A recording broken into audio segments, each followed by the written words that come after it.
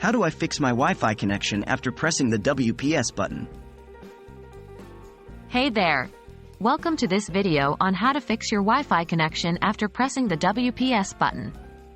If you've accidentally triggered the WPS button on your router and now your Wi-Fi isn't working properly, don't worry.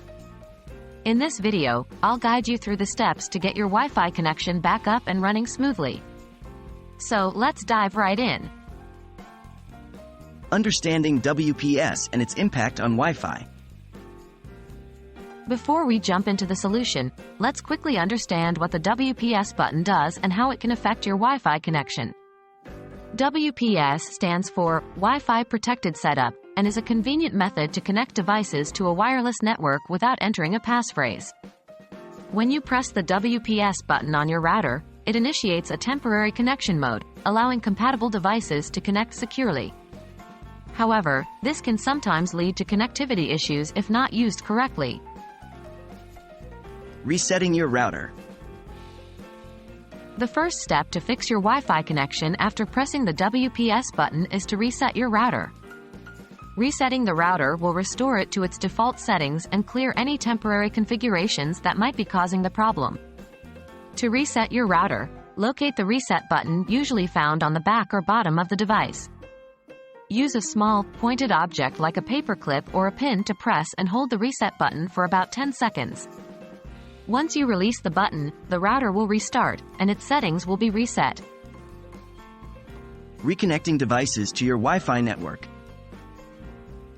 Now that your router is reset, it's time to reconnect your devices to your Wi-Fi network. Start by locating the Wi-Fi settings on your device, whether it's a smartphone, tablet, or computer, and access the list of available networks.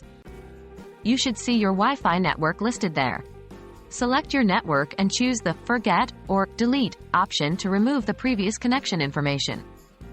Next, reconnect to your Wi-Fi network as you would normally do. Search for the network name, SSID, of your router and enter the new password, which should be the default password set by your router manufacturer after the reset. If you don't know the default password, you can find it in the router's manual or on the manufacturer's website. Verifying Wi-Fi connectivity. Once you've reconnected your devices to the Wi-Fi network, it's essential to verify the connectivity to ensure everything is working as expected. Open a web browser on your device and try to visit a website. If the page loads successfully, congratulations! Your Wi-Fi connection should now be restored. However, if you're still experiencing issues, try the following troubleshooting steps. Additional troubleshooting steps. If you're still encountering problems with your Wi-Fi connection after following the previous steps, here are a few additional troubleshooting steps you can try. 1. Power cycle your router. Unplug the power adapter from your router, wait for about 30 seconds, and then plug it back in.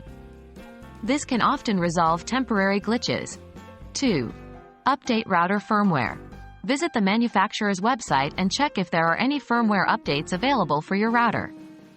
Keeping your router's firmware up to date can improve its performance and stability. 3. Contact your ISP. If none of the above steps work, it's possible that the issue lies with your Internet Service Provider, ISP. Get in touch with their customer support for further assistance. And there you have it. By resetting your router, reconnecting your devices, and following the troubleshooting steps, you should be able to fix your Wi-Fi connection after pressing the WPS button.